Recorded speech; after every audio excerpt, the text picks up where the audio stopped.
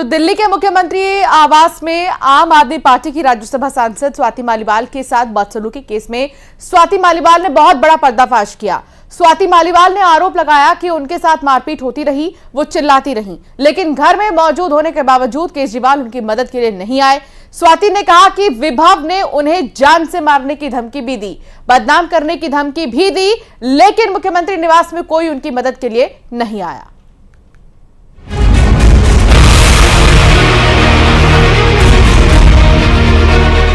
मेरा चीर हरण तो मेरा उस घर में हुआ और चरित्र हरण मेरा रोज चलाया जा रहा है।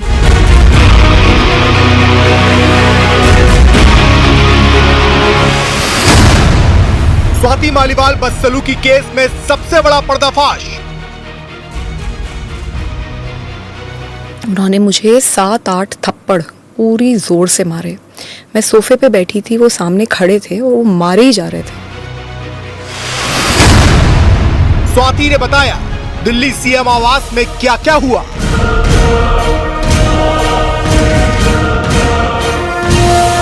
क्योंकि फैक्ट ये है कि मैं ड्राइंग रूम में थी, अरविंद जी घर पे थे और मुझे बहुत बुरी तरीके से पीटा गया।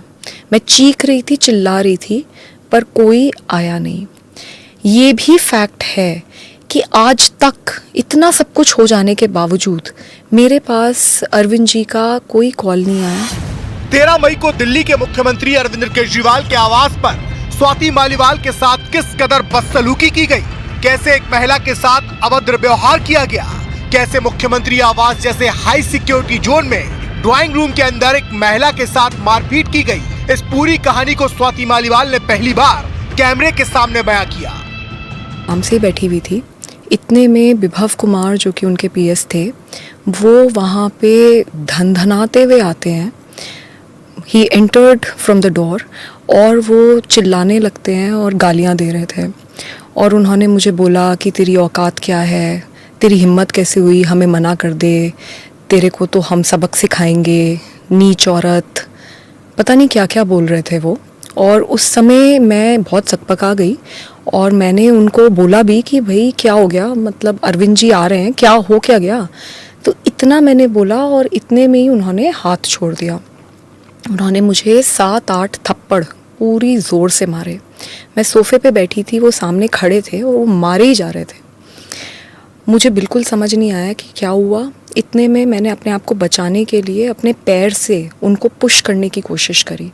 तो जब मैंने उन्हें पुश करने की कोशिश करी तो उन्होंने मेरा पैर पकड़ लिया और मुझे नीचे घसीट दिया। उसमें मेरा सर भी जो वो सेंटर टेबल है उस पे जाके टकराया। मैं नीचे गिरी और फिर उन्होंने मुझे लातों से मारना शुरू किया और मैं चीखती रही, चिल्लाती रही, मैं मदद मांगती रही और मैंने उन्हें इतनी बार बोला कि मेरे पीरियड्स चल रहे हैं, मुझे छोड़ दो, मुझे बहुत दर्द हो रहा है। उसके बावजूद वो आदमी नहीं माना।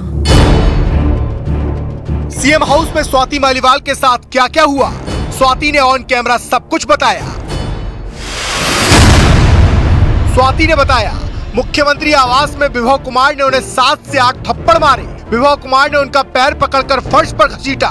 स्वाति ने बताया कि विभव ने उन्हें बदनाम करने की धमकी दी, रेप और जान से मारने की धमकी भी दी गई, लेकिन घर में होने के बावजूद केजरीवाल उन्हें बचाने नहीं आए।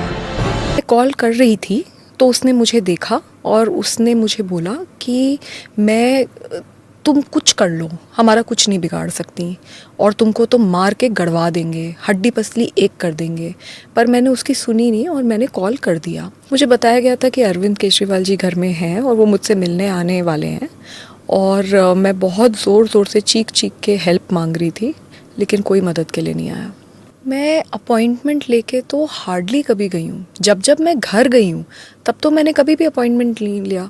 हाँ, ज़रूर है कि अगर ऑफिस जाते हैं उनके, क्योंकि उनकी मीटिंग्स लगी हुई होती हैं और बहुत एक प्रोटोकॉल होता है, तो अगर सेक्रेटेरिएट जाते हैं तब एक बार ऑफिस पे के लिए ऑफिशियल टाइम लेके जाया जाता है। लेकिन जब घर जाते हैं तो मैं ऐसे ही जाती हूँ। ये कहते हैं कि मैं ट्रेसपास कर रही थी, मेरे पास कोई अपॉइंटमेंट नहीं था। तो मैं ये जानना चाहती हूँ कि अगर मैं ट्रेसपास कर रही थी तो फिर तो गेट पे ही रोक देते। And on top of it, मैंने कब एफआईआर में कह दिया कि मेरे कपड़े फट गए? मैंने कब एफआईआर में कहा कि मेरा सर फट गया जी, मैं खूनम खून हो गई? एग्जैक्टली जो मेरे साथ हुआ है वर्ड टू वर्ड बिल्कुल मैंने वही लिखा है। मैंने ना आगे लिखा ना पीछे लिखा।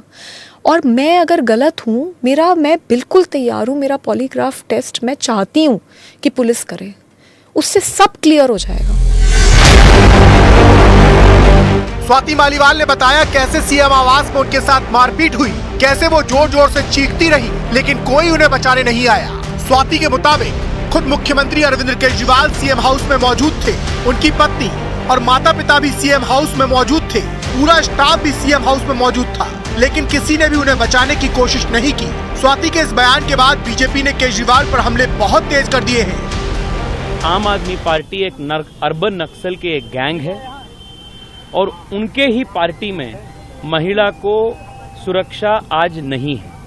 और जिस प्रकार से स्वाति मालीवाल के मुंह को छुप करने का प्रयास हुआ, एविडेंस को साफ करने का प्रयास हुआ और एक एमपी होने के बाद भी उनके साथ जिस प्रकार का दुर्व्यवहार हुआ, ये आम आदमी पार्टी के कल्चर को दर्शाता है। की एफआईआर थाने के अंदर मौजूद है, मामला अदालत के अंदर है। सरकार को चाहिए कि इसका प्रॉपर इन्वेस्टिगेशन होना चाहिए, सच्चाई देश के सामने आनी चाहिए। उनके साथ क्या हुआ क्या नहीं हुआ, दोनों तरफ से एक दूसरे के खिलाफ इल्जामात लग रहे हैं। जब तक इन्वेस्टिगेशन नहीं होगा सच्चाई सामने नहीं आएगी। इसलिए ये जिम्मेदारी सरकार की है कि ईमानदारी के साथ इन्वेस्टिगेशन कराए। स्वाति मालीवाल से बदसलूकी केस में आम आदमी पार्टी बुरी तरह से फंसती नजर आ रही है।